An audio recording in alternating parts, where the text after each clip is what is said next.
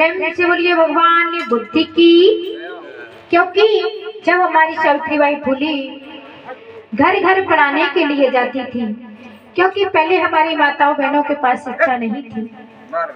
शिक्षा लेने की अनुमति भी नहीं थी। तो इधर माता सावित्रीबाई फुले जैसे ही घर घर पढ़ाने के लिए जाती हैं, तो कुछ महिलाएं ऐसी हैं जो माता सावित्रीबाई फुले पर कीचड़ उछालती हैं, पत्थर मारती हैं, लेकिन माता सावित्रीबाई फुले हार नहीं मानती हैं। हाथ में एक थैला को लेती हैं, उस थैले में एक साड़ी को रख लेती हैं, एक साड़ी को धारण कर लेती हैं, चल देती है पढ़ाने के लिए। महिलाएं फिर वही काम करती हैं, कोई कीचड़ फेंकती है, कोई पत्थर मारती है, लेकिन सावित्रीबाई फुले हार नहीं मानती हैं। उनका रोज का धाम हो जाता है। जब वो पढ़ाने के लिए जाते हैं,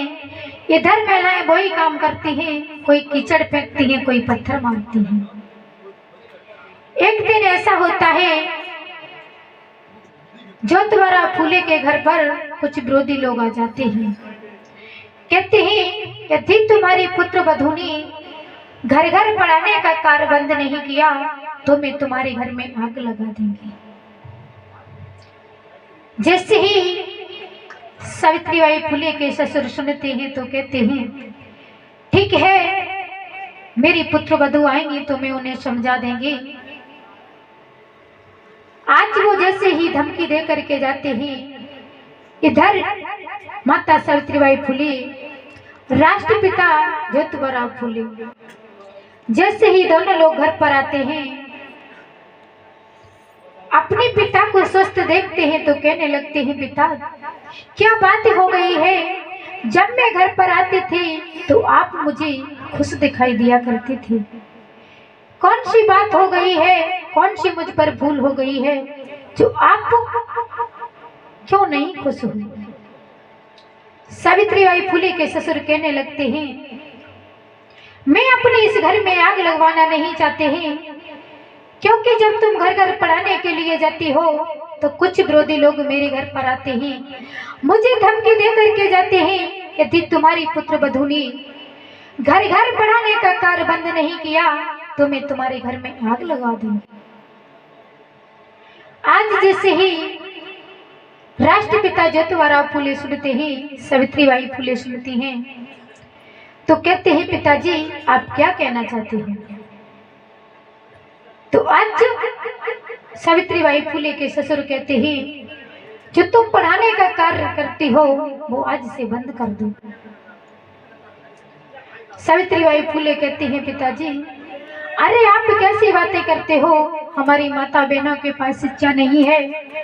अरे उनके पास शिक्षा नहीं है, यदि वो शिक्षित हो जाएंगी तो किसी की गुलामी नहीं करेंगी।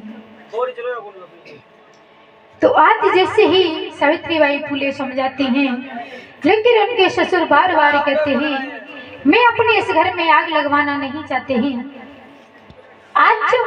पिता ज्योतिबा फुले, माता सावित्रीबाई फुले दोनों लोग अपने नेत्रों में अश्रुधारा बहने लगते हैं, कहने लगते हैं पिताजी ठीक है, यदि आप मुझे डांट रहे हो तो मैं अपना ये कार्य बंद नहीं करेंगी, लेकिन मैं इस घर को छोड़ दूंगी। सावित्रीबाई फुले, पिता ज्योतिबा फुले दोनों लोग उस घर को छोड़ देते हैं। जैसे ही उस घर को छोड़ देते हैं, आगे चल देते हैं, आगे चल करके जैसे ही दूसरे ग्राम में पहुंचते हैं, लोग कहते हैं मुसलमान लोग खराब होते हैं। अरे अपना इतिहास तो पढ़ करके देखो, बहन फातिमा शेख जो मुस्लिम परिवार की थी, जब सावित्रीबाई फुले ने अपने घर को छोड़ा था तो वही बहन जो मुस्लिम परिवार की है फातिमा शेख, उसने जैसे ही सुना है कि सावित्रीबाई फुले को ज्योतिबा फुले को घर से निकाल दिया है तो वो पास आ जाती है, कहती है बहन मैंने सुना है कि तुमको तुम्हारे ससुर जी ने घर से निकाल दिया है। सावित्रीबाई फुले कहती है ठीक बहन आप ठीक कहती हो, मेरे पिताजी ने मुझसे कहा है यदि तुम पढ़ाने के लिए जाओगी तो तुमको इस घर में